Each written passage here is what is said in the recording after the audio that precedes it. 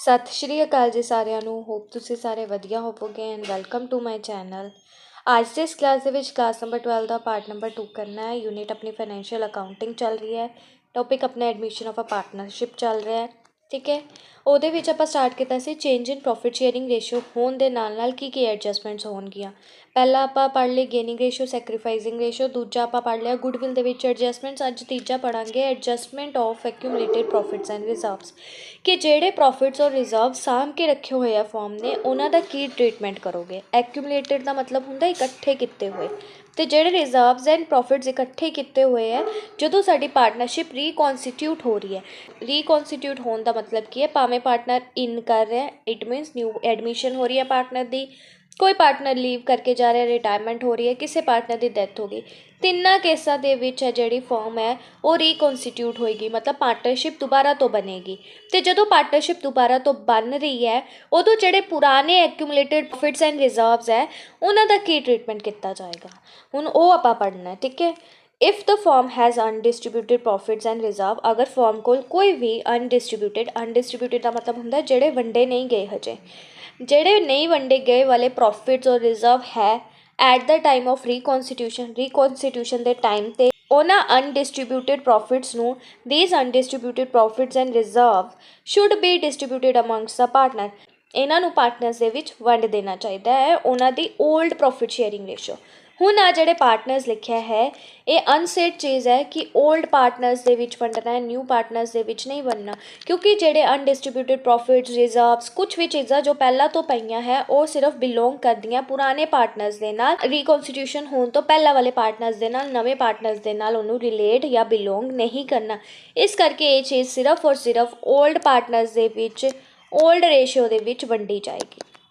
I hope ਇਹ page ਤੁਹਾਨੂੰ clear ਹੈ। ਨੈਕਸਟ ਦੇਖੋ ਅਕਾਊਂਟਿੰਗ ਐਂਟਰੀਜ਼। ਹੁਣ ਆਪਾਂ ਪੜ੍ਹਨਾ ਅਕਾਊਂਟਿੰਗ ਐਂਟਰੀਜ਼। ਅਕਾਊਂਟਿੰਗ ਐਂਟਰੀਜ਼ ਦੇ ਵੀ 2-3 ਕੇਸਿਸ ਹੈਗੇ ਆ। ਪਹਿਲਾ ਹੈ ਕਿ ਅਗਰ ਤੁਸੀਂ for under distribution of profit and reserves etcetera, ਜਿੰਨੇ ਵੀ ਰਿਜ਼ਰਵਸ ਹੈ, ਜਿੰਨੇ ਵੀ ਪ੍ਰੋਫਿਟਸ ਹੈ ਜਿਨ੍ਹਾਂ ਨੂੰ ਡਿਸਟਰੀਬਿਊਟ ਨਹੀਂ ਕੀਤਾ ਗਿਆ, ਅਤੇ ਉਹਦੇ ਵਿੱਚ ਪਹਿਲਾ ਕੇਸ ਇਹ ਹੈ ਕਿ ਅਗਰ ਪਾਰਟਨਰਸ ਨੇ ਡਿਸਾਈਡ ਕੀਤਾ ਹੈ ਕਿ ਹੁਣ ਇਹ ਪ੍ਰੋਫਿਟ ਐਂਡ ਲੋਸਿਸ ਔਰ ਰਿਜ਼ਰਵਸ ਨੂੰ ਕਲੋਜ਼ ਕਰ ਦਿੰਦੇ ਆ, ਮਤਲਬ ਆਪਣੇ ਆਪ ਦੇ ਵਿੱਚ ਡਿਸਟਰੀਬਿਊਟ ਕਰ ਲੈਂਦੇ ਆ। ਠੀਕ ਹੈ, ਹੁਣ ਇਹਨੂੰ ਅੱਗੋਂ ਨਹੀਂ ਬਣਾਵਾਂਗੇ, ਕਲੋਜ਼ ਕਰ ਦਿੱਤਾ ਹੈ। ਹੁਣ ਨਵੀਂ ਪਾਰਟਨਰਸ਼ਿਪ ਦੇ ਵਿੱਚ ਨਵਾਂ ਦੇਖਾਂਗੇ, ਪੁਰਾਣੀ ਪਾਰਟਨਰਸ਼ਿਪ ਲਈ ਇਹਨੂੰ ਕਲੋਜ਼ ਕਰ ਦਿੰਦੇ ਆ। ਤਾਂ ਉਹਦੀ ਐਂਟਰੀ ਕੀ ਪਾਓਗੇ, ਜਿੰਨੇ ਵੀ ਪ੍ਰੋਫਿਟਸ ਹੋਊਗੇ, profits and loss account debit. ਹੁਣ ਆ ਜਿਹੜਾ profit and loss account debit ਕੀਤਾ ਜਾ ਰਿਹਾ ਇਹ profit and loss account the credit balance ਹੈ। ਠੀਕ ਹੈ, profit and loss account the credit balance ਮਤਲਬ ਪ੍ਰੋਫਿਟ ਹੈ, ਜਿੰਨਾ ਵੀ ਤੁਹਾਡਾ ਪ੍ਰੋਫਿਟ ਹੈ, ਜਿੰਨੇ ਵੀ ਤੁਹਾਡੇ ਰਿਜ਼ਰਵਸ ਹੈ, ਜਿੰਨੇ ਵੀ ਇਨਵੈਸਟਮੈਂਟ ਫਲਕਚੁਏਟਿੰਗ ਰਿਜ਼ਰਵਸ ਹੈ, ਮਤਲਬ ਜਿੰਨੇ ਵੀ ਤੁਹਾਡੇ ਰਿਜ਼ਰਵਸ ਔਰ ਸਿਰਫ ਪ੍ਰੋਫਿਟ, ਉਹ ਤੁਸੀਂ ਕਰ ਦੋਗੇ debit to partners capital account ਕਰ ਦੋਗੇ। ਠੀਕ ਹੈ, ਹੁਣ ਇੱਥੇ ਪਾਰਟਨਰਸ ਕੈਪੀਟਲ ਅਕਾਊਂਟ ਕਿਉਂ ਕੀਤਾ, ਕਿਉਂਕਿ ਸਾਨੂੰ ਅਗਰ ਮੈਂਸ਼ਨ ਨਹੀਂ ਹੈ ਕੈਪੀਟਲ ਫਿਕਸਡ ਹੈ ਜਾਂ ਫਲਕਚੁਏਟਿੰਗ ਤਾਂ ਆਪਾਂ ਪਾਰਟਨਰਸ ਕੈਪੀਟਲ ਅਕਾਊਂਟ ਹੀ ਪਾਉਂਦੇ ਹਾਂ। ਬਟ ਅਗਰ ਤੁਹਾਨੂੰ ਮੈਂਸ਼ਨ ਕਰ ਦਿੱਤਾ ਜਾਵੇ ਕਿ ਕੈਪੀਟਲ ਫਿਕਸਡ ਹੈ ਤਾਂ ਤੁਸੀਂ ਇੱਥੇ ਕਰੰਟ ਲਿਖਦੇ। ਹੁਣ ਇਹ ਮੈਂ ਬਾਰ-ਬਾਰ ਨਹੀਂ ਦੱਸੂਗੀ, ਬਹੁਤ ਵਾਰ ਇਹ ਚੀਜ਼ਾਂ ਦੱਸ ਚੁੱਕੀ ਹਾਂ। ਠੀਕ ਹੈ, ਅਗਰ ਪ੍ਰੋਫਿਟ ਐਂਡ ਲੋਸ ਅਕਾਊਂਟ ਇੱਥੇ ਡੈਬਿਟ ਪਾਇਆ ਤਾਂ ਇਹਦਾ ਮਤਲਬ ਕੀ ਹੈ, ਇਹਦਾ ਕ੍ਰੈਡਿਟ ਬੈਲੈਂਸ ਹੈ। ਹੁਣ ਕੁਐਸਚਨ ਦੇ ਵਿੱਚ ਤੁਹਾਨੂੰ 2 ਬੈਲੈਂਸਿਸ ਦਿੱਤੇ ਹੋ ਸਕਦੇ ਕਨਫਿਊਜ਼ ਕਰਨ ਲਈ ਕਿ P&L ਦਾ ਡੈਬਿਟ ਬੈਲੈਂਸ, P&L ਦਾ ਕ੍ਰੈਡਿਟ ਬੈਲੈਂਸ। ਪਰ ਆਪਾਂ ਅਗਰ ਅਨਡਿਸਟਰੀਬਿਊਟਿਡ ਪ੍ਰੋਫਿਟਸ ਐਂਡ ਰਿਜ਼ਰਵਸ ਨੂੰ ਕਲੋਜ਼ ਕਰ ਰਹੇ ਹਾਂ ਤਾਂ ਤੁਸੀਂ ਉੱਥੇ ਸਿਰਫ ਪ੍ਰੋਫਿਟ ਵਾਲਾ ਅਮਾਊਂਟ ਚੱਕਣਾ ਹੈ, ਮਤਲਬ ਕ੍ਰੈਡਿਟ ਬੈਲੈਂਸ ਉਠਾਉਣਾ ਹੈ। ਤਾਂ ਤੁਸੀਂ ਗਲਤੀ ਨਾਲ ਡੈਬਿਟ ਬੈਲੈਂਸ ਨਾ ਚੱਕ ਲੈਣਾ, ਭਾਵੇਂ ਐਂਟਰੀ ਡੈਬਿਟ ਹੋ ਰਹੀ ਹੈ। ਐਂਟਰੀ ਕਿਉਂ ਡੈਬਿਟ ਹੋ ਰਹੀ ਹੈ, ਕਿਉਂਕਿ ਫਰਮ ਦੀ ਲਾਇਬਿਲਿਟੀ ਹੈ ਜਿਹੜੀ ਉਹ ਡਿਕਰੀਜ਼ ਹੋ ਰਹੀ ਹੈ, ਫਰਮ ਪੇ ਕਰ ਰਿਹਾ। ਹੁਣ ਜਦੋਂ ਫਰਮ ਦੀ ਲਾਇਬਿਲਿਟੀ ਡਿਕਰੀਜ਼ ਹੋ ਰਹੀ ਹੈ ਤਾਂ ਉਹ ਡੈਬਿਟ ਹੋ ਰਹੀ ਹੈ, ਇਸ ਕਰਕੇ ਪ੍ਰੋਫਿਟ ਐਂਡ ਲੋਸ ਅਕਾਊਂਟ ਆਪਾਂ ਡੈਬਿਟ ਕਰ ਰਹੇ ਹਾਂ। ਪਰ ਇਹ ਡੈਬਿਟ ਐਂਟਰੀ ਦੇ ਰੂਲ ਦੇ ਅਕੋਰਡਿੰਗ ਹੋ ਰਹੀ ਹੈ, ਨਾ ਕਿ ਇਹ ਡੈਬਿਟ ਬੈਲੈਂਸ ਹੈ। ਇਹ ਬੈਲੈਂਸ ਕਿਹੜਾ ਹੈ, ਕ੍ਰੈਡਿਟ ਬੈਲੈਂਸ। ਔਰ ਮੈਂ ਤੁਹਾਨੂੰ ਦੱਸਿਆ ਸੀ ਕ੍ਰੈਡਿਟ ਬੈਲੈਂਸ ਕਿਹੜਾ ਹੁੰਦਾ, ਪ੍ਰੋਫਿਟ। ਹੁਣ ਇੱਥੇ ਤੁਹਾਨੂੰ ਕੋਈ ਕਨਫਿਊਜ਼ਨ ਨਹੀਂ ਹੋਣੀ ਚਾਹੀਦੀ। ਨੈਕਸਟ ਦੇਖੋ ਦੂਸਰਾ ਕੇਸ, ਅਗਰ ਪਾਰਟਨਰਸ ਨੇ ਡਿਸਾਈਡ ਕੀਤਾ ਕਿ ਆਪਾਂ ਇਹਨੂੰ ਕਲੋਜ਼ ਨਹੀਂ ਕਰਨਾ, ਤਾਂ ਜਦੋਂ ਪਾਰਟਨਰ ਨੇ ਤੁਹਾਨੂੰ ਜਾਂ ਕੁਐਸਚਨ ਦੇ ਵਿੱਚ ਮੈਂਸ਼ਨ ਕੀਤਾ ਗਿਆ ਹੈ ਕਿ partners do not want to close such entries ਜਾਂ ਫਿਰ ਸੱਚ ਰਿਜ਼ਰਵਸ, ਤਾਂ ਤੁਸੀਂ ਉਹਦੇ ਕੇਸ ਦੇ ਵਿੱਚ ਸਿਰਫ ਔਰ ਸਿਰਫ ਐਡਜਸਟਮੈਂਟ ਐਂਟਰੀ ਪਾਸ ਕਰੋਗੇ। ਠੀਕ ਹੈ, ਸਿਰਫ ਔਰ ਸਿਰਫ ਐਡਜਸਟਮੈਂਟ ਐਂਟਰੀ ਪਾਸ ਕੀਤੀ ਜਾਏਗੀ। ਹੁਣ ਉਹ ਐਡਜਸਟਮੈਂਟ ਐਂਟਰੀ ਸੇਮ ਹੈ as in case of goodwill. ਜਿੱਦਾਂ ਆਪਾਂ ਗੁੱਡਵਿਲ ਦੇ ਵਿੱਚ ਐਡਜਸਟਮੈਂਟ ਐਂਟਰੀ ਪਾਈ ਸੀਗੀ gaining partner account debit to sacrificing partner capital account. ठीक है, गेनिंग वाले नूं गेनिंग वाले शेयर दे विच दे दोगे तो जिहड़ा सैक्रीफाइजिंग वाला होएगा उन्होंने सैक्रीफाइजिंग दे शेयर च दे दोगे। मैं क्वेश्चन भी करवाऊँगी जिन्ना तुहानूं क्लीयर हो जाएगा, क्योंकि जिहड़ा MCQ है वो डायरैक्ट पूछा जा सकता है, दसो गेनिंग पार्टनर के अकाउंट च कितना पैसा पाओगे अगर अनडिस्ट्रीब्यूटेड प्रॉफिट एंड लॉस है, तो ये तुहानूं पता होना चाहिए। नैक्सट देखो सी केस की है कि हुणे तां आपां प्रॉफिट और रिजर्व्स की गल कीती, ਜਿਹੜਾ ਪਹਿਲਾ ਕੇਸ ਸੀ ਨਾ ਉਹ 'ਚ ਪ੍ਰੋਫਿਟ ਔਰ ਰਿਜ਼ਰਵਸ ਦੀ ਗੱਲ ਕੀਤੀ ਕਿ ਅਗਰ ਕ੍ਰੈਡਿਟ ਬੈਲੈਂਸ ਹੈ, ਅਗਰ ਕੋਈ ਪ੍ਰੋਫਿਟਸ ਆ ਉਹਨਾਂ ਨੂੰ ਕਿੱਦਾਂ ਵੰਡਣਾ।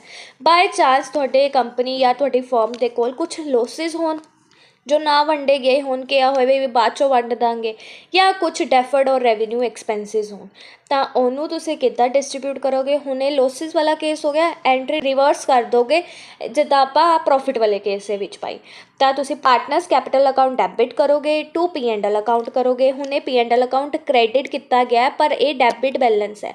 ਡੈਬਿਟ ਬੈਲੈਂਸ ਮੀਨਸ ਇਹ ਲੋਸ ਹੈ, ਲੋਸ ਨੂੰ ਤੁਸੀਂ ਕ੍ਰੈਡਿਟ ਕਰੋਗੇ। ਤੇ ਡੈਫਰ ਰੈਵਨਿਊ ਐਕਸਪੈਂਸਿਸ ਅਗਰ ਇਨ ਕੇਸ ਹੈਗੇ ਆ ਤਾਂ ਉਹਨੂੰ ਵੀ ਤੁਸੀਂ ਕ੍ਰੈਡਿਟ ਕਰੋਗੇ। ਇਨ ਸ਼ੋਰਟ ਕਹਿਣ ਦਾ ਮਤਲਬ ਇਹ ਹੈ ਜਿੰਨੇ ਵੀ ਪ੍ਰੋਫਿਟ ਔਰ ਰਿਜ਼ਰਵਸ ਹੋਗੇ ਉਹ ਸਾਰੇ ਡੈਬਿਟ ਹੋਗੇ ਐਂਟਰੀ ਦੇ ਵਿੱਚ, ਜਿੰਨੇ ਵੀ ਲੋਸਿਸ ਔਰ ਡੈਫਰਡ ਰੈਵਨਿਊ ਐਕਸਪੈਂਸਿਸ ਹੋਗੇ ਉਹ ਸਾਰੇ ਤੁਸੀਂ ਕ੍ਰੈਡਿਟ ਕਰੋਗੇ। ਐਂਟਰੀ ਸਿਰਫ ਔਰ ਸਿਰਫ ਰਿਵਰਸ ਹੋਏਗੀ। ਨੈਕਸਟ ਦੇਖੋ ਕੁਛ ਇੰਪੋਰਟੈਂਟ ਨੋਟਸ ਜਿਹਨੂੰ ਤੁਸੀਂ ਆਪਣੇ ਦਿਮਾਗ ਦੇ ਵਿੱਚ ਫਿਟ करना है, याद करना है। सब तो पहला है रिजर्व्स और accumulate P&L should always be distributed even if the question is silent। कहते अगर क्वेश्चन साइलेंट है रिजर्व्स और एक्यूमुलेटेड P&L ਨੂੰ ਲੈ ਕੇ, एक्यूमुलेटेड प्रॉफिट एंड लॉसेस ਨੂੰ ਲੈ ਕੇ, ਤੇ ਤੁਸੀਂ ਉਹਨੂੰ ਡਿਸਟਰੀਬਿਊਟ ਕਰਨਾ ਹੀ ਕਰਨਾ ਹੈ, ਭਾਵੇਂ ਕੁਐਸਚਨ ਨੇ ਤੁਹਾਨੂੰ ਕਿਹਾ ਭਾਵੇਂ ਕੁਐਸਚਨ ਨੇ ਤੁਹਾਨੂੰ ਨਹੀਂ ਕਿਹਾ। आई होप ਤੁਹਾਨੂੰ ਇਹ ਚੀਜ਼ ਕਲੀਅਰ ਹੈ ਕਿ ਅਗਰ question remain silent about the reserves and accumulated profit and losses, ਫਿਰ ਵੀ ਤੁਸੀਂ ਪਾਰਟਨਰਸ਼ਿਪ ਨਵੀਂ ਕੌਨਸਟੀਟਿਊਟ ਕਰਨ ਤੋਂ ਪਹਿਲਾਂ ਇਹਨੂੰ ਵੰਡਣਾ ਹੀ ਵੰਡਣਾ ਹੈ, distributed even if the question is silent. ਠੀਕ ਹੈ, ਨੈਕਸਟ ਦੇਖੋ workman compensation reserves is a reserve. कहते वर्कमैन कंपनसेशन रिजर्व की है, reserve created out of profit, जो प्रॉफिट तो क्रिएट किया गया। मान लो कुछ भी थोड़ा प्रॉफिट सीगा 10,000 और चो तुसी हर महीने 1,000 कढ़ के इस रिजर्व दे विच पाए, तां टू मीट वर्कमैन कंपनसेशन, और इदा क्यों किया गया, to meet the workman compensation liability. ठीक है, कि जो फ्यूचर ਦੇ ਵਿੱਚ ਇਨ ਕੇਸ ਕੋਈ ਵੀ ਲਾਇਬਿਲਿਟੀ ਅਰਾਈਜ਼ ਹੁੰਦੀ ਹੈ ਵਰਕਮੈਨ ਕੰਪਨਸੇਸ਼ਨ ਦੀ, ਤਾਂ ਤੁਸੀਂ ਈਜ਼ਲੀ ਉਸ ਪੈਸੇ ਨੂੰ ਪੇ ਆਫ ਕਰ ਸਕੋ ਤਾਂ ਕਿ ਤੁਹਾਨੂੰ ਅਲੱਗ ਤੋਂ ਖਰਚਾ ਕ੍ਰੀਏਟ ਨਾ ਕਰਨਾ ਪਵੇ। ਪ੍ਰੋਫਿਟ ਦੇ ਵਿੱਚੋਂ ਤੁਸੀਂ ਪਹਿਲਾਂ ਹੀ ਫਿਊਚਰ ਨੂੰ ਅਨਸਰਟੇਨ ਮੰਨ ਕੇ ਪ੍ਰੋਫਿਟ ਦੇ ਵਿੱਚੋਂ ਕੁਝ ਪੈਸਾ ਇਸ ਰਿਜ਼ਰਵ ਦੇ ਵਿੱਚ ਇਕੱਠਾ ਕਰੀ ਕੇ ਇਨ ਕੇਸ ਫਿਊਚਰ ਦੇ ਵਿੱਚ ਕੋਈ ਅਨਸਰਟੇਨਟੀ ਆ ਜਾਂਦੀ ਹੈ ਇਸ ਕੰਪਨਸੇਸ਼ਨ ਨੂੰ ਲੈ ਕੇ, ਤਾਂ ਤੁਸੀਂ ਇਹ ਵਾਲੇ ਰਿਜ਼ਰਵਸ ਦੇ ਵਿੱਚੋਂ ਇਹ ਪੈਸਾ ਇਸ ਕੰਪਨਸੇਸ਼ਨ ਲਈ ਯੂਜ਼ ਕਰ ਲਓਗੇ। ठीक है, ਨੈਕਸਟ ਸਿਰਫ ਇੰਨਾ ਪਤਾ ਹੋਣਾ ਚਾਹੀਦਾ ਹੈ। ਮੈਂ ਕਿਉਂ ਲਿਖਿਆ, ਕਿਉਂਕਿ ਇਹਦੇ ਵਿੱਚ ਡਾਇਰੈਕਟ ਕੁਐਸਚਨ ਬਣਦਾ ਹੁੰਦਾ ਹੈ ਕਿ ਵਰਕਮੈਨ ਕੰਪਨਸੇਸ਼ਨ ਰਿਜ਼ਰਵ ਕਿਹਦੇ ਵਿੱਚੋਂ ਕ੍ਰੀਏਟ ਕੀਤਾ ਜਾਂਦਾ ਹੈ। ਰਿਜ਼ਰਵਸ ਦੇ ਵਿੱਚੋਂ ਤੁਹਾਨੂੰ ਆਪਸ਼ਨ ਦੇ ਦੂਗੇ, ਰਿਜ਼ਰਵ ਦੇ ਵਿੱਚੋਂ, ਪ੍ਰੋਫਿਟ ਦੇ ਵਿੱਚੋਂ, ਲੋਸਿਸ ਦੇ ਵਿੱਚੋਂ, ਜਾਂ ਕਿਸੇ ਵਿੱਚੋਂ ਵੀ ਨਹੀਂ। ਤਾਂ ਤੁਹਾਨੂੰ ਯਾਦ ਹੋਣਾ ਚਾਹੀਦਾ ਕਿ ਜਿਹੜਾ ਵਰਕਮੈਨ ਕੰਪਨਸੇਸ਼ਨ ਫੰਡ ਹੈ ਉਹ ਕਿਹਦੇ ਚੋਂ ਕ੍ਰੀਏਟ ਕੀਤਾ ਜਾਂਦਾ ਹੈ, ਪ੍ਰੋਫਿਟ ਦੇ ਵਿੱਚੋਂ ਕ੍ਰੀਏਟ ਕੀਤਾ ਜਾਂਦਾ ਹੈ। ਨੈਕਸਟ ਦੇਖੋ ਇਨਵੈਸਟਮੈਂਟ ਫਲਕਚੁਏਟਿੰਗ ਰਿਜ਼ਰਵਸ। ਜਿਹੜੇ ਇਨਵੈਸਟਮੈਂਟ ਫਲਕਚੁਏਟਿੰਗ ਰਿਜ਼ਰਵਸ ਹੈ ਉਹ ਰਿਜ਼ਰਵਸ ਕਿੱਥੋਂ ਕ੍ਰੀਏਟ ਕੀਤੇ ਜਾਂਦੇ ਆ, ਉਹ ਵੀ ਪ੍ਰੋਫਿਟ ਦੇ ਵਿੱਚੋਂ ਕ੍ਰੀਏਟ ਕੀਤੇ ਜਾਂਦੇ। ਠੀਕ ਹੈ, ਇਹ ਵਾਲੇ ਰਿਜ਼ਰਵਸ ਵੀ ਪ੍ਰੋਫਿਟ ਦੇ ਵਿੱਚੋਂ ਹੀ ਕ੍ਰੀਏਟ ਕੀਤੇ ਜਾਂਦੇ ਹੈ to adjust the difference between book value and market value of the investment. ਹੁਣ ਤੁਹਾਨੂੰ ਪਤਾ ਹੈ ਜੋ ਆਪਾਂ ਅਕਾਊਂਟਸ ਦੇ ਵਿੱਚ ਸ਼ੋਅ ਕਰਦੇ ਹਾਂ ਉਹ ਸਾਡੀ ਬੁੱਕ ਵੈਲਿਊ, ਜਿਸ ਪ੍ਰਾਈਸ ਦੇ ਉੱਤੇ ਮੈਂ ਉਹ ਇਨਵੈਸਟਮੈਂਟ ਕੀਤੀ ਹੋਏਗੀ, ਬਟ ਅੱਜ ਦੇ ਟਾਈਮ 'ਤੇ ਉਸ ਇਨਵੈਸਟਮੈਂਟ ਦਾ ਕੀ ਪ੍ਰਾਈਸ ਹੈ। ਠੀਕ ਹੈ, ਉਸ ਬੁੱਕ ਵੈਲਿਊ ਔਰ ਉਸ ਮਾਰਕੀਟ ਵੈਲਿਊ ਦੇ ਵਿੱਚ ਜੋ ਡਿਫਰੈਂਸ ਆਉਂਦਾ ਉਹਨੂੰ ਐਡਜਸਟ ਕਰਨ ਵਾਸਤੇ ਅਸੀਂ ਪ੍ਰੋਫਿਟ ਦੇ ਵਿੱਚੋਂ ਉਹ ਪੈਸਾ ਨਿਕਾਲ ਲੈਂਦੇ ਹਾਂ। ਮੰਨ ਲਓ ਤੁਹਾਡੀ ਬੁੱਕ ਵੈਲਿਊ ਸੀਗੀ 10,000 ਕਿਸੇ ਇਨਵੈਸਟਮੈਂਟ ਦੀ, ਪਰ ਅੱਜ ਦੇ ਟਾਈਮ 'ਤੇ ਅਗਰ ਤੁਸੀਂ ਉਹਨੂੰ ਦੇਖੋ ਅੱਜ ਦੀ ਇਨਵੈਸਟਮੈਂਟ ਹੈਗੀ ਹੈ 11,000 ਦੀ। ਹੁਣ ਆਹ ਜਿਹੜਾ ਡਿਫਰੈਂਸ ਹੈ 1,000 ਦਾ, ਇਹਨੂੰ ਐਡਜਸਟ ਕਰਨ ਵਾਸਤੇ ਅਸੀਂ ਪ੍ਰੋਫਿਟ ਦੇ ਵਿੱਚੋਂ ਇਹ 1,000 ਰੁਪਏ ਕੱਢ ਕੇ ਅਲੱਗ ਤੋਂ ਰਿਜ਼ਰਵ ਬਣਾ ਦਾਂਗੇ ਜਿਹਦਾ ਨਾਮ ਰੱਖਾਂਗੇ ਇਨਵੈਸਟਮੈਂਟ ਫਲਕਚੁਏਸ਼ਨ ਰਿਜ਼ਰਵ। ਠੀਕ ਹੈ, ਨੈਕਸਟ ਦੇਖਦੇ ਹਾਂ इसी पॉइंट के नैक्सट पॉइंट है excess of investment fluctuating reserve over difference between book value and market value is credited to the partners in profit sharing ratio.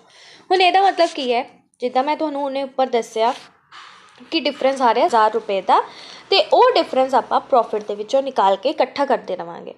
मान लो हुण ये डिफरेंस इकट्ठा करके ओवर द टाइम का मान लो टोटल इन्वेस्टमेंट फ्लक्चुएटिंग रिजर्व हैगी 50,000।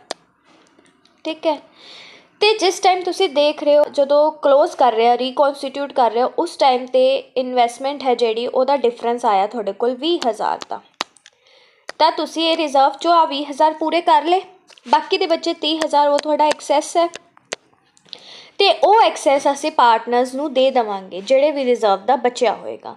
इस पॉइंट का ये मतलब है। ठीक है, आई होप तुहानूं ये चीज़ क्लीयर है कि जिन्ना भी एक्सैस होएगा रिजर्व का वो जिन्ना भी बचेगा वो सारा आपां क्रेडिट कर देंगे पार्टनर की प्रॉफिट शेयरिंग रेशो दे विच। नैक्सट है साडे कोल machinery replacement fund is the nature of accumulated depreciation. ठीक है, is in the nature of accumulated depreciation. हुण जिहड़ा मान लो कि क्वेश्चन दे विच तुहानूं दिता होया मशीनरी रिप्लेसमेंट फंड तो तुसी समझो ये reserves and profit and losses का ही हिस्सा है, तुसी इनू डिस्ट्रीब्यूट कर दो। नहीं, इनू डिस्ट्रीब्यूट नहीं करना क्योंकि मशीनरी रिप्लेसमेंट फंड की हुंदा साडा एक्यूमुलेटेड डेप्रीसीएशन कि जो आपां हर साल डेप्रीसीएशन कढ रहे हैं तो आपां एक अलग तो डेप्रीसीएशन अकाउंट बनाते हैं ना, उहदा टोटल हुंदा मशीनरी रिप्लेसमेंट फंड तो वो कदे भी एक्यूमुलेटेड प्रॉफिट्स का हिस्सा नहीं हुंदा। ठीक है, जिन्ने भी मशीनरी रिप्लेसमेंट फंड्स होगे वो कदे भी एक्यूमुलेटेड प्रॉफिट्स के हिस्से नहीं होगे, इस करके इनू आपां डिस्ट्रीब्यूट नहीं करांगे। वैरी इंपॉर्टेंट इत्थों दी ट्रैप बनता है क्वेश्चन दे विच कि मशीनरी रिप्लेसमेंट फंड नू इनकलूड किया जाए एक्यूमुलेटेड प्रॉफिट्स दे विच नहीं, इनू इनकलूड नहीं किया जाता। अलग तो भी तुहानूं अगर दिता होए तो तुसीं इनू एक्सक्लूड करके चलोगे। नैक्सट देखते हैं employees provident funds represent statutory liabilities. इसका मतलब कि ये कंपलसरी है, आ वाला जो फंड है आप देना ही देना है। मतलब ये ड्यू टू एम्प्लॉयज़ का मतलब कि मेरी कंपलसरी लाइबिलिटी है, अपने एम्प्लॉयज़ को देना ही पेगा toward provident fund and is not accumulated profit. ये भी एक्यूमुलेटेड प्रॉफिट का हिस्सा नहीं है, इस करके इनू भी डिस्ट्रीब्यूट नहीं किया जाएगा पार्टनर्स दे विच क्योंकि ये थोड़ी मैंडेटरी चीज़ बन जाएगी कि तुसी इनू देना ही देना इंप्लॉयज़ नूं, ये थोड़ी लाइबिलिटी है, इस करके रिजर्व्स का हिस्सा नहीं होएगी, एक्यूमुलेटेड प्रॉफिट्स का हिस्सा नहीं होएगा। नैक्सट ते चलते हैं। नैक्सट है साढ़े कोल क्वेश्चन जिन्होंने हुण आपां प्रैक्टिस करना है। तुहाडा एक्यूमुलेटेड प्रॉफिट एंड लॉसिस वाला केसिस खत्म होंगे है जिहदी एडजस्टमेंट्स मैं तुहानूं दो हिस्सों दे विच दसी। पहला अगर पार्टनर्स डिसाइड करते हैं कि तुसीं उहनूं क्लोज करना है तो एंट्री की आऊगी। दूजा है पार्टनर्स अगर डिसाइड नहीं करते तो सिर्फ और सिर्फ एडजस्टमेंट की एंट्री आऊगी गेनिंग टू सैक्रीफाइसिंग पार्टनर। हुण किहड़ियां चीज़ां जिहड़ियां आपां नहीं लैनियां उहनूं तुसीं अपने दिमाग दे विच रखना है। आ वाला important note very very very important, जिन्हों कंसीडर करना है, जिन्हों कंसीडर नहीं करना रिजर्व्स दे विच। ठीक है, हुण चलते हैं क्वेश्चन ते। PQR partner sharing profits in the ratio of 3:2:1। Total share कितना हो गया 6। ठीक है, on 1 April 2025 they decided to share the profits equally. और 1 अप्रैल 2025 में उन्होंने डिसाइड किया हुण आपां इक्वली शेयर करांगे प्रॉफिट। इट मीनस 1:1:1 टोटल शेयर हो गया तुहाडे कोल 3। ठीक है, ये मैं कल वाली क्लास च दस्सिया सीगा। On that date there was a credit balance of 1,20,000 in their P&L account. देखो हुण ये वाला क्वेश्चन डायरैक्ट यही दस रहा है कि अगर क्रेडिट बैलेंस दिता है P&L अकाउंट का, ठीक है, हुण तुसीं इहनूं की मन्नोगे credit balance of P&L account मतलब ये की है प्रॉफिट। हुण डायरैक्ट नहीं दिता होया क्वेश्चन दे विच कि ये प्रॉफिट्स है, ये हुण एक्यूमुलेटेड प्रॉफिट्स है, तां करके मैं तुहानूं दस्सिया सी क्रेडिट बैलेंस की हुंदा है प्रॉफिट, डेबिट बैलेंस की हुंदा साडा loss. And a balance of ₹75,000 in general reserve. General reserve च कितना पिया 75,000 पिया। कहते रिकॉर्ड करो necessary general entries in the books of the firm under the following circumstances. दो केसेस है। पहला है पार्टनर से अगर डिसाइड किया है कि प्रॉफिट और जनरल रिजर्व नू डिस्ट्रीब्यूट कर दिए। हुण डिसाइड किया तो जिन्ने भी प्रॉफिट्स और जनरल रिजर्व्स हो गए सारे तुसीं की करोगे डेबिट करोगे तो पार्टनर्स कैपिटल अकाउंट करोगे क्रेडिट। हुण P&L अकाउंट कितना सीगा साडे कोल, ਉਹ ਸੀਗਾ क्रेडिट बैलेंस 1,20,000 ਤਾਂ P&L अकाउंट ਦੇ ਵਿੱਚ ਪਾ ਦੋਗੇ 1,20,000। जनरल रिजर्व्स किन्ने ਸੀਗੇ 75,000। ये दोनों चीज़ां डेबिट करांगे अकॉर्डिंग टू एंट्री क्योंकि फॉर्म की लाइबिलिटी की हो रही है घट दी है, फॉर्म पे ऑफ कर रहा है। उस तो बाद पार्टनर्स कैपिटल अकाउंट सारे दे सारे की हो गए क्रेडिट हो गए। हुण किन्ने पार्टनर्स से साडे कोल 3 PQR। इनू तुसीं अलग अलग क्रेडिट करोगे क्योंकि तुहाडे कोल MCQ दे विच डायरैक्ट क्वेश्चन पूछा जा सकता है दसो P दे कैपिटल अकाउंट च कितना बैलेंस है। सिंपल इन्ना पूछूगे दसो Q दे बैलेंस दे विच कितना जाएगा, तां करके तुसीं इनू अलग अलग ही पाना क्योंकि इन्हां दे शेयर्स भी की है अलग अलग है। हुण देखो जो तुसीं इन्हां दोनों का टोटल करोगे तुहाडे कोल आएगा 1,95,000। हुण 1,95,000 नूं इन्हां दे शेयर दे विच डिस्ट्रीब्यूट करना है। ओल्ड रेशियो दे विच ही करना। ओल्ड रेशियो कितनी सीगी 3:2:1। तां पहला देखो P दे विच कर दोगे 1,95,000 दा 3 ओहदा शेयर सीगा इंडिविजुअल ते 6 टोटल शेयर सीगा। जो तुसी 1,95,000 ਨੂੰ 3/6 ਨਾਲ ਕਰੋਗੇ ਤੁਹਾਡੇ ਕੋਲ ਆਏਗਾ 97,500। ਇੱਦਾਂ ਹੀ 1,95,000 ਨੂੰ ਕਿਊ ਦਾ ਇੰਡੀਵਿਜੂਅਲ ਸ਼ੇਅਰ ਸੀਗਾ 2, ਟੋਟਲ ਸ਼ੇਅਰ ਸੀਗਾ 6 ਨਾਲ ਕਰੋਗੇ 65,000। ਇੱਦਾਂ ਹੀ 1,95,000 ਨੂੰ ਆਰ ਦਾ ਇੰਡੀਵਿਜੂਅਲ ਸ਼ੇਅਰ ਕਿੰਨਾ ਸੀ 1, ਟੋਟਲ ਸ਼ੇਅਰ ਕਿੰਨਾ ਸੀਗਾ 6, ਇਹਦੇ ਨਾਲ ਕਰੋਗੇ ਆਏਗਾ 32500। ਤੇ ਸਾਨੂੰ ਪਤਾ debit must equals to credit. ਹੁਣ ਜਦੋਂ ਇਹਦਾ ਟੋਟਲ ਕਰੋਗੇ ਇਹਦਾ ਟੋਟਲ ਵੀ 1,95,000 ਆਏਗਾ ਤੇ ਇਹਦਾ ਟੋਟਲ ਵੀ 1,95,000 ਆਏਗਾ। ਇੱਦਾਂ ਤੁਸੀਂ ਐਂਟਰੀ ਪਾਸ ਕਰ ਦੋਗੇ। ਔਰ MCQ ਦੇ ਵਿੱਚ ਕਿੱਦਾਂ ਕੁਐਸਚਨ ਆਏਗਾ, ਸਿਰਫ ਇੰਨਾ ਪੁੱਛਿਆ ਜਾਏਗਾ P ਦਾ ਅਕਾਊਂਟ ਦੱਸੋ ਕਿੰਨੇ ਨਾਲ ਕ੍ਰੈਡਿਟ ਹੋਏਗਾ, R ਦਾ ਦੱਸੋ ਕਿੰਨੇ ਨਾਲ ਹੋਏਗਾ। ਤਾਂ ਤੁਹਾਨੂੰ ਇਹ ਪਤਾ ਹੋਣਾ ਚਾਹੀਦਾ ਕਿੱਦਾਂ ਕੈਲਕੂਲੇਟ ਕਰਨਾ। ਨੈਕਸਟ ਦੇਖੋ दूसरा केस है, if partner decided not to close P&L account and general reserves account and only adjustment entry to be pass. तो तुसीं सिर्फ ये एडजस्टमेंट एंट्री पानी है। एडजस्टमेंट एंट्री मैं तुहानूं दसी gaining partner account debit to sacrificing partner. ये लिए सानू गेन और सैक्रीफाइस पता होना चाहिए। वो किद्दां निकालोगे, जिद्दां आपां कल निकालिया सी सैक्रीफाइसिंग रेशियो दे नाल। PQR 3 पार्टनर है, PQR ओल्ड शेयर है 3/6 P दा, 2/6 Q ਦਾ, 1/6 R ਦਾ। न्यू शेयर इक्वल शेयर कर रहे हैं वो, तो 1:1:1 हो जाएगा। इट मीनस 1/3 हो जाएगा P ਦਾ, Q ਦਾ हो जाएगा 1/3 और R ਦਾ भी 1/3। ਤਾਂ ਤੁਹਾਨੂੰ ਪਤਾ ਸੈਕਰੀਫਾਈਸਿੰਗ ਰੇਸ਼ੀਓ ਦਾ ਫਾਰਮੂਲਾ ਕੀ ਹੁੰਦਾ ਹੈ, old ratio minus new ratio. Old ratio ਤੁਹਾਨੂੰ ਗਿਵਨ है 3/6 माइनस कर दोगे 1/3। LCM लोगे ਇੱਥੇ ਆਏਗਾ 6 ਨੂੰ 6 ਨਾਲ ਡਿਵਾਈਡ ਕਰੋਗੇ 1 ਨੂੰ 3 ਨਾਲ ਮਲਟੀਪਲਾਈ ਕਰੋਗੇ ਆਏਗਾ 3। 6 ਨੂੰ 3 ਨਾਲ ਡਿਵਾਈਡ ਕਰੋਗੇ ਆਏਗਾ 2 ਨੂੰ 1 ਨਾਲ ਮਲਟੀਪਲਾਈ ਕਰੋਗੇ ਆਏਗਾ 2। ਤੇ 3 ਚੋਂ 2 ਗਏ 1/6। ਹੁਣ ਮੈਂ ਤੁਹਾਨੂੰ ਦੱਸਿਆ ਸੀ ਅਗਰ ਪੋਜ਼ੀਟਿਵ ਰੇਸ਼ੀਓ ਆ ਰਹੀ ਹੈ ਤਾਂ ਉਹ ਸੈਕਰੀਫਾਈਸ ਕਰ ਰਿਹਾ ਹੈ, ਤਾਂ P ਕੀ ਕਰ ਰਿਹਾ ਹੈ, ਸੈਕਰੀਫਾਈਸ ਕਰ ਰਿਹਾ ਹੈ। ਇੱਦਾਂ ਹੀ ਦੂਜੇ ਵਾਲੇ ਦਾ ਨਿਕਾਲ ਲੋਗੇ 2/6 ਮਾਈਨਸ 1/3। LCM ਆਇਆ 6 ਨੂੰ 6 ਨਾਲ ਡਿਵਾਈਡ ਕੀਤਾ ਆਇਆ 1 ਨੂੰ 2 ਨਾਲ ਮਲਟੀਪਲਾਈ ਕੀਤਾ ਆਇਆ 2। ਇੱਦਾਂ ਹੀ 6 ਨੂੰ 3 ਨਾਲ ਡਿਵਾਈਡ ਕੀਤਾ ਆਇਆ 2 ਨੂੰ 1 ਨਾਲ ਮਲਟੀਪਲਾਈ ਕੀਤਾ ਆਇਆ 2 ਚੋਂ 2 ਗਏ 0। ਇਹ ਪੂਰੀ ਰੇਸ਼ੋ ਕੀ ਹੋ ਜਾਏਗੀ 0। ਜਦੋਂ ਪੂਰੀ ਰੇਸ਼ੋ 0 ਹੋ ਗਈ ਇਹਦਾ ਮਤਲਬ ਨਾ ਤਾਂ ਉਹ ਗੇਨ ਕਰ ਰਿਹਾ ਨਾ ਹੀ ਉਹ ਸੈਕਰੀਫਾਈਸ ਕਰ ਰਿਹਾ। ਤਾਂ ਨੋ ਗੇਨ ਨੋ ਸੈਕਰੀਫਾਈਸ, ਕਿਉਂ ਨੂੰ ਤਾਂ ਹਟਾ ਹੀ ਦੇਵੋ। ਨੈਕਸਟ ਹੈ R ਦਾ ਨਿਕਾਲੋ 1/6 ਮਾਈਨਸ 1/3। ਇਹਦਾ ਕਰੋਗੇ ਤੁਹਾਡੇ ਕੋਲ LCM ਆਏਗਾ -1/6। ਤਾਂ ਇਹ ਆਏਗਾ ਤੁਹਾਡਾ ਗੇਨ, ਕਿਉਂਕਿ ਮਾਈਨਸ ਦੇ ਵਿੱਚ ਆ ਰਿਹਾ। ਮਾਈਨਸ ਦੇ ਵਿੱਚ ਆਏਗਾ ਤਾਂ ਗੇਨ, ਕੱਲ ਵੀ ਦੱਸਿਆ ਸੀ ਪੋਜ਼ੀਟਿਵ ਆਏਗਾ ਤਾਂ ਸੈਕਰੀਫਾਈਸ। ਹੁਣ ਐਂਟਰੀ ਕੀ ਹੈ ਸਾਡੀ, ਗੇਨਿੰਗ ਪਾर्टनर टू सैक्रीफाइसिंग पार्टनर। तो गेनिंग पार्टनर की आएगा R कैपिटल अकाउंट डेबिट हो जाएगा क्योंकि R गेन कर रहा है, माइनस दे विच आया सी। और P पार्टनर्स अकाउंट क्रेडिट हो जाएगा क्योंकि वो पॉजिटिव दे विच आया सी ते वो सैक्रीफाइस कर रहा सी। तो 1,95,000 ਨੂੰ ਜਦੋਂ ਤੁਸੀਂ 1/6 ਨਾਲ ਕਰੋਗੇ, ਜਿੰਨਾ ਸ਼ੇਅਰ ਸੀਗਾ ਦੋਨਾਂ ਦਾ ਸੇਮ ਹੀ ਹੈ, ਬਸ ਨੈਗੇਟਿਵ ਪੋਜ਼ੀਟਿਵ ਦਾ ਫਰਕ ਹੈ 1/6। ਔਰ ਜਿਹੜਾ 1,95,000 ਹੈ ਕੀ ਹੈ, ਪ੍ਰੋਫਿਟਸ ਪਲੱਸ ਜਨਰਲ ਰਿਜ਼ਰਵਸ। ਠੀਕ ਹੈ, ਜਿੰਨਾ ਵੀ ਗਿਵਨ ਹੋਏਗਾ ਉਹਨੂੰ ਤੁਸੀਂ ਡਿਸਟਰੀਬਿਊਟ ਕਰ ਦੋਗੇ ਗੇਨਿੰਗ ਪਾर्टनर टू सैक्रीफाइसिंग पार्टनर। ਹੁਣ ਤੁਹਾਨੂੰ ਇਸ ਕੁਐਸਚਨ ਦੇ ਵਿੱਚ ਸਿਰਫ ਇੰਨਾ ਪੁੱਛਿਆ ਜਾਏਗਾ MCQ ਦੇ ਵਿੱਚ, ਦੱਸੋ ਗੇਨਿੰਗ ਪਾर्टनर ਕੌਣ ਹੈ, ਤਾਂ ਤੁਹਾਨੂੰ ਪਤਾ ਲੱਗ ਗਿਆ R ਹੈ। ਜਾਂ ਫਿਰ ਇੱਦਾਂ ਵੀ ਪੁੱਛ ਸਕਦੇ ਕਿ ਗੇਨਿੰਗ ਪਾर्टनर ਦੇ ਵਿੱਚ ਐਡਜਸਟਮੈਂਟ ਐਂਟਰੀ ਦਾ ਅਮਾਊਂਟ ਕੀ ਹੋਏਗਾ, ਤਾਂ ਤੁਸੀਂ ਦੱਸ ਦਵੋਗੇ ਕੈਲਕੂਲੇਟ ਕਰਕੇ ਕਿੰਨਾ ਹੋਏਗਾ। ਸੋ ਇਹ ਸੀਗਾ adjustments of accumulated profit and loss ਔਰ ਰਿਜ਼ਰਵਸ ਅਕਾਊਂਟ। ਨੈਕਸਟ ਦੇਖਦੇ ਹਾਂ, ਉਹ ਵਾਲਾ ਟੌਪਿਕ ਹੁੰਦਾ ਖਤਮ। ਨੈਕਸਟ ਟੌਪਿਕ ਹੈ ਸਾਡੇ ਕੋਲ adjustments of profit and loss arising from revaluation of assets and liability. Very important topic ਕਿ ਜਦੋਂ ਆਪਾਂ change in profit sharing ratio ਕਰ ਰਹੇ ਹਾਂ ਉਸ ਟਾਈਮ 'ਤੇ ਜਦੋਂ ਐਸੈਟਸ ਔਰ ਲਾਇਬਿਲਿਟੀਜ਼ ਨੂੰ ਆਪਾਂ ਰੀਵੈਲਿਊ ਕਰਦੇ ਹਾਂ, ਮਤਲਬ ਉਹਨਾਂ ਦੀ ਵੈਲਿਊ ਚੈੱਕ ਕਰਦੇ ਹਾਂ ਦੁਬਾਰਾ ਤੋਂ, ਅਤੇ ਅਗਰ ਉਹ ਇਨਕਰੀਜ਼ ਡਿਕਰੀਜ਼ ਹੋਈ ਹੁੰਦੀ ਹੈ ਤਾਂ ਉਹਦੇ ਦੁਆਰਾ ਜਿਹੜਾ ਹੋਇਆ ਪ੍ਰੋਫਿਟ ਔਰ ਲੋਸ ਹੈ, ਰੀਵੈਲਿਊਏਸ਼ਨ ਆਫ ਐਸੈਟਸ ਔਰ ਲਾਇਬਿਲਿਟੀ ਦੇ ਦੁਆਰਾ ਜਿਹੜਾ ਪ੍ਰੋਫਿਟ ਐਂਡ ਲੋਸ ਹੋਇਆ ਹੁੰਦਾ ਉਹਨੂੰ ਕਿੱਦਾਂ ਐਡਜਸਟ ਕਰਦੇ ਹਾਂ ਇਹ ਦੇਖਣਾ। ਹੁਣ ਆਪਾਂ ਸਭ ਤੋਂ ਪਹਿਲਾਂ ਸਾਡੇ ਕੋਲ when there is change in the profit sharing ratio, ਜਦੋਂ ਵੀ ਪ੍ਰੋਫਿਟ ਸ਼ੇਅਰਿੰਗ ਰੇਸ਼ੋ ਚੇਂਜ ਹੋ ਰਹੀ ਹੈ ਤਾਂ ਜਿਹੜੇ ਰੀਵੈਲਿਊਏਸ਼ਨ ਹੋ ਰਹੀ ਹੈ ਐਸੈਟਸ ਐਂਡ ਲਾਇਬਿਲਿਟੀ ਦੀ ਉਹ ਕਰਨੀ ਜ਼ਰੂਰੀ ਹੈ। ठीक है, revaluation of assets and liability करना ज़रूरी है at the time of changing in profit sharing ratio.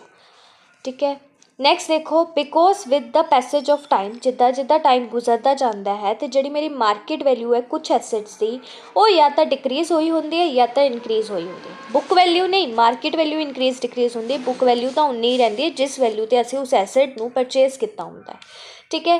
कहते इस पॉइंट 'ਚ ਕੀ ਕਹਿ ਰਹੇ कि ਜਿੱਦਾਂ ਜਿੱਦਾਂ टाइम गुजरता जाता है तो जी मेरी मार्केट वैल्यू होंगी है ना एसेट्स की वो या तो घट जाती है या तो वध जाती है।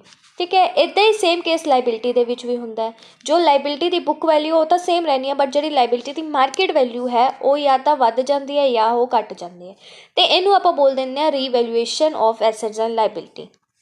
अगे देखो, generally no adjustments are made during that period in this respect. कहते कोई भी एडजस्टमेंट आम तौर पर बनाई नहीं जाती ये रिस्पैक्ट दे विच, पर the actual value of assets and liability may be different from the value states in balance sheet.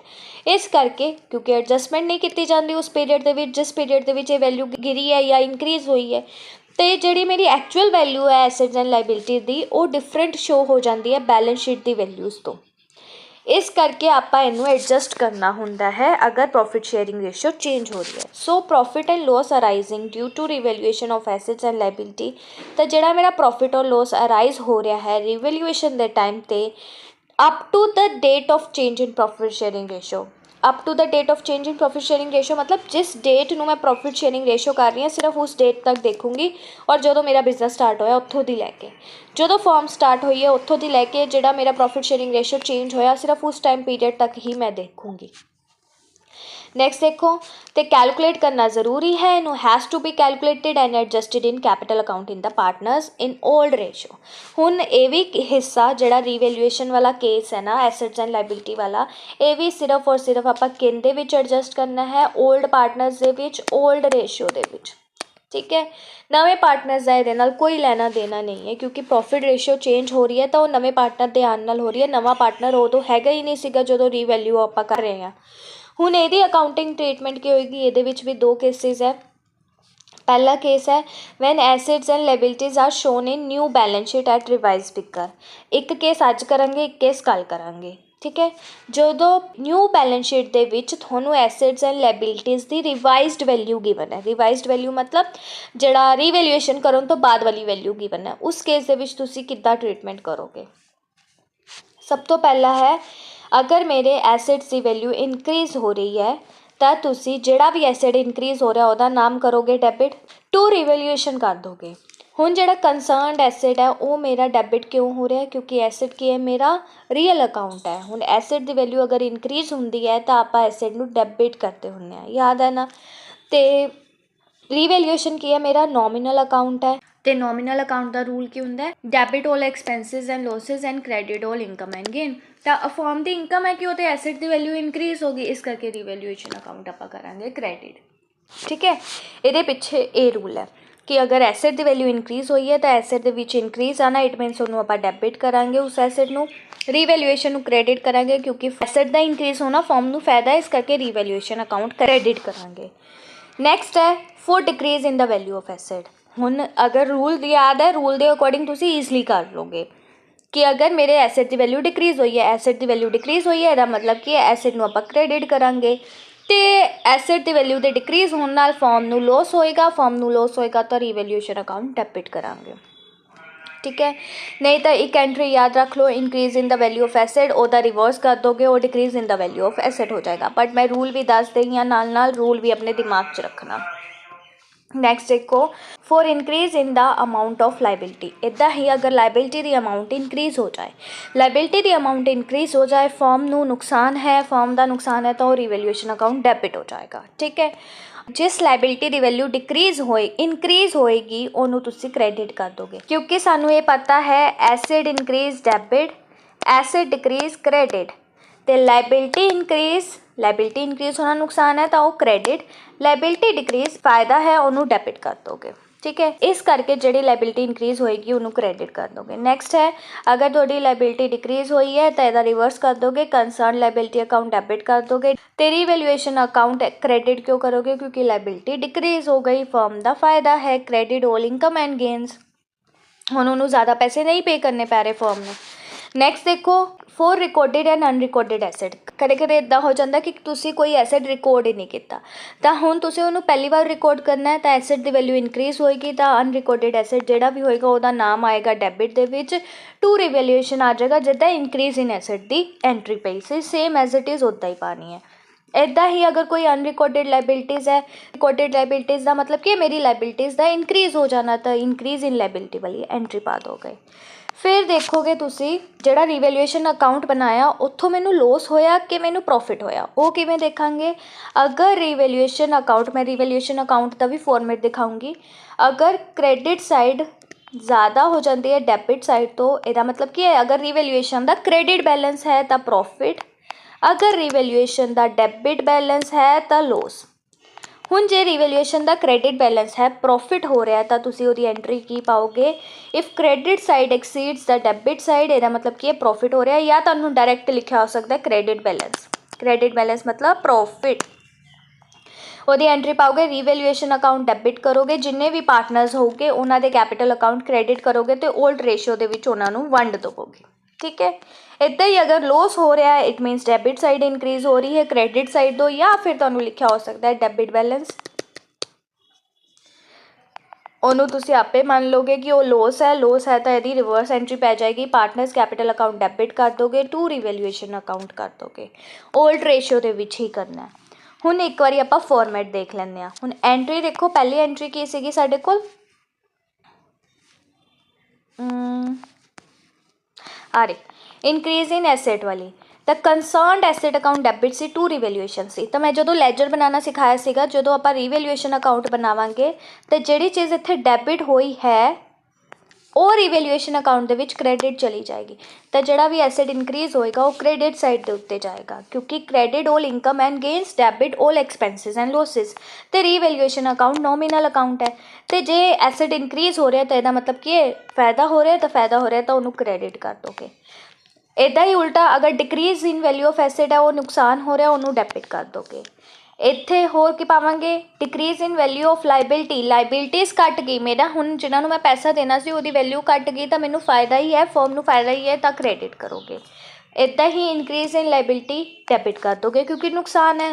ਅਨਰਿਕਾਰਡਡ asset ਹੈ, ਕੋਈ ਫਾਇਦਾ ਹੈ, ਉਹਨੂੰ ਕ੍ਰੈਡਿਟ ਕਰ ਦੋਗੇ। ਅਨਰਿਕਾਰਡਡ ਲਾਇਬਿਲਿਟੀ ਹੈ, ਉਹ ਨੁਕਸਾਨ ਹੈ, ਉਹਨੂੰ ਡੈਬਿਟ ਕਰ ਦੋਗੇ। ਫਿਰ ਜਦੋਂ ਤੁਸੀਂ ਡੈਬਿਟ ਕ੍ਰੈਡਿਟ ਕੰਪੇਅਰ ਕਰੋਗੇ, if debit is greater then credit ਤਾਂ ਲੋਸ ਆਏਗਾ। ਲੋਸ ਕਿੱਥੇ ਜਾਏਗਾ, ਤੁਹਾਡਾ ਕ੍ਰੈਡਿਟ ਵਾਲੀ ਸਾਈਡ ਟ੍ਰਾਂਸਫਰ ਹੋ ਜਾਏਗਾ ਪਾਰਟਨਰਸ ਕੈਪੀਟਲ ਅਕਾਊਂਟ ਦੇ ਵਿੱਚ। ਅਗਰ ਤਾਂ ਤੁਹਾਡੀ credit side is greater then debit side ਤਾਂ ਤੁਹਾਡਾ ਪ੍ਰੋਫਿਟ ਹੋਏਗਾ ਤਾਂ ਤੁਸੀਂ ਕਿੱਧਰ ਪਾਓਗੇ, ਡੈਬਿਟ ਵਾਲੀ ਸਾਈਡ ਪਾਓਗੇ ਬੈਲੈਂਸ ਕਰਨ ਵਾਸਤੇ। ਸੋ ਇਹ ਹੈ ਸਾਡਾ ਫੋਰਮੈਟ ਦੇ ਵਿੱਚੋਂ ਤਾਂ ਨਹੀਂ ਕੁਐਸਚਨ ਆਏਗਾ, ਸਿਰਫ ਇੰਨਾ ਆਏਗਾ ਕਿਹੜਾ ਅਕਾਊਂਟ ਡੈਬਿਟ ਹੋਏਗਾ, ਕਿਹੜਾ ਅਕਾਊਂਟ ਕ੍ਰੈਡਿਟ ਹੋਏਗਾ। ਤੁਹਾਨੂੰ MCQ ਕਿੱਦਾਂ ਬਣੂਗਾ ਕਿ ਦੱਸੋ ਅਗਰ ਐਸੈਟ ਦੀ ਵੈਲਿਊ ਇਨਕਰੀਜ਼ ਹੋਈ ਹੈ ਤਾਂ ਤੁਸੀਂ ਉਹਨੂੰ ਡੈਬਿਟ ਕਰੋਗੇ ਜਾਂ ਕ੍ਰੈਡਿਟ ਕਰੋਗੇ, ਤਾਂ ਤੁਸੀਂ ਉਹਨੂੰ ਡੈਬਿਟ ਕਰੋਗੇ। ਤਾਂ ਇਸ ਕਰਕੇ ਤੁਹਾਨੂੰ ਸਾਰੇ ਅਕਾਊਂਟਿੰਗ ਰੂਲਸ ਪਤਾ ਹੋਣੇ ਚਾਹੀਦੇ ਕਿ ਕਿਉਂ ਡੈਬਿਟ ਕਰ ਰਹੇ, ਕਿਉਂ ਕ੍ਰੈਡਿਟ ਕਰ ਰਹੇ ਆ। ਅਤੇ ਅਗਰ ਤੁਹਾਨੂੰ ਲਿਖਿਆ ਹੋਏ ਡੈਬਿਟ ਬੈਲੈਂਸ ਉਹਦਾ ਮਤਲਬ ਕੀ ਹੈ ਰੀਵੈਲੂਏਸ਼ਨ ਦਾ ਲੋਸ, ਅਗਰ ਤੁਹਾਨੂੰ ਲਿਖਿਆ ਹੋਏ ਕ੍ਰੈਡਿਟ ਬੈਲੈਂਸ ਉਹਦਾ ਮਤਲਬ ਕੀ ਹੈ ਰੀਵੈਲੂਏਸ਼ਨ ਦਾ ਪ੍ਰੋਫਿਟ। ਇਹ ਬਾਰ-ਬਾਰ ਦੱਸ ਰਹੀ ਹਾਂ, ਇਹ ਚੀਜ਼ਾਂ 'ਚ ਹੀ ਬੱਚੇ ਕਨਫਿਊਜ਼ ਹੁੰਦੇ ਆ। ਸੋ ਇਹ ਸੀ ਲਾਸਟ ਪੇਜ ਆਪਣੀ ਅੱਜ ਦੀ PDF ਦਾ। ਇੱਥੇ ਖਤਮ ਹੁੰਦੀ ਹੈ ਅੱਜ ਦੀ ਆਪਣੀ ਕਲਾਸ, ਜਿਹਦੇ ਵਿੱਚ ਆਪਾਂ ਐਡਜਸਟਮੈਂਟਸ ਦੇਖੀ। ਪਹਿਲੀ ਐਡਜਸਟਮੈਂਟ ਦੇਖੀ ਕਿ ਐਕਿਊਮੂਲੇਟਿਡ ਪ੍ਰੋਫਿਟ ਐਂਡ ਰਿਜ਼ਰਵਸ ਹੈ, ਉਹਨੂੰ ਕਿੱਦਾਂ ਐਡਜਸਟ ਕਰਨਾ ਹੈ। ਦੂਜੀ ਆਪਾਂ ਦੇਖੀ revaluation of assets and liabilities, ਉਹਦੇ ਵਿੱਚ ਪਹਿਲਾ ਕੇਸ ਕੀਤਾ ਹੈ, ਦੂਜਾ ਕੇਸ ਆਪਾਂ ਕਰਾਂਗੇ ਕੱਲ੍ਹ। ਪਹਿਲਾ ਕੇਸ ਕਿਹੜਾ ਕੀਤਾ ਹੈ ਦਿਖਾ ਦਿੰਦੀ ਹਾਂ ਮੈਂ ਤੁਹਾਨੂੰ ਇੱਕ ਵਾਰੀ, ਕਿ ਅਗਰ ਬੈਲੈਂਸ ਸ਼ੀਟ ਦੇ ਵਿੱਚ, ਨਿਊ ਬੈਲੈਂਸ ਸ਼ੀਟ ਦੇ ਵਿੱਚ ਗਿਵਨ ਹੈ ਰਿਵਾਈਜ਼ਡ ਫਿਗਰ, ਬਟ ਦੂਜਾ ਕੇਸ ਕੀ ਹੈ ਜੇ ਨਿਊ ਬੈਲੈਂਸ ਸ਼ੀਟ ਦੇ ਵਿੱਚ ਰਿਵਾਈਜ਼ਡ ਫਿਗਰ ਨਹੀਂ ਗਿਵਨ ਤਾਂ ਉਹਨੂੰ ਕਿੱਦਾਂ ਟਰੀਟ ਕਰਨਾ। ਤਾਂ ਉਹ ਕੇਸ ਕੱਲ੍ਹ ਕਰਾਂਗੇ, ਵਿਦ ਕੁਐਸਚਨ ਕਰਾਂਗੇ। ਅੱਜ ਸਿਰਫ ਥਿਊਰੀ ਵਾਈਜ਼ ਔਰ ਐਂਟਰੀਜ਼ ਪਤਾ ਹੋਣੀਆਂ ਚਾਹੀਦੀਆਂ ਸੀ ਤੁਹਾਨੂੰ। ਸੋ ਇਹ ਸੀ ਅੱਜ ਦੀ ਆਪਣੀ ਕਲਾਸ। ਹੋਪ ਤੁਹਾਨੂੰ ਕਲਾਸ ਵਧੀਆ ਲੱਗੀ ਹੋਏ। ਜੇ ਤੁਹਾਨੂੰ ਕਲਾਸ ਵਧੀਆ ਲੱਗੀ ਹੋਏ ਪਲੀਜ਼ ਚੈਨਲ ਨੂੰ ਸਬਸਕ੍ਰਾਈਬ ਕਰਨਾ ਔਰ ਵੀਡੀਓ ਨੂੰ ਵੱਧ ਤੋਂ ਵੱਧ ਸ਼ੇਅਰ ਔਰ ਲਾਈਕ ਜ਼ਰੂਰ ਕਰਨਾ। ਇਹਦੇ ਨਾਲ ਮੇਰਾ ਟੈਲੀਗ੍ਰਾਮ ਚੈਨਲ ਜੁਆਇਨ ਕਰ ਲਓ ਫॉर ਰੈਗੂਲਰ ਅਪਡੇਟਸ, ਪਲੱਸ ਆਪਣਾ ਫੀਡਬੈਕ ਮੈਨੂੰ ਜ਼ਰੂਰ ਦਿਆ ਕਰੋ ਕਮੈਂਟ ਸੈਕਸ਼ਨ ਦੇ ਵਿੱਚ। ਮਿਲਦੇ ਹਾਂ ਨੈਕਸਟ ਐਡਜਸਟਮੈਂਟਸ ਦੇ ਨਾਲ, ਨੈਕਸਟ ਕੁਐਸਚਨ ਦੇ ਨਾਲ, ਨੈਕਸਟ ਕਲਾਸ ਦੇ ਵਿੱਚ। Thank you so much.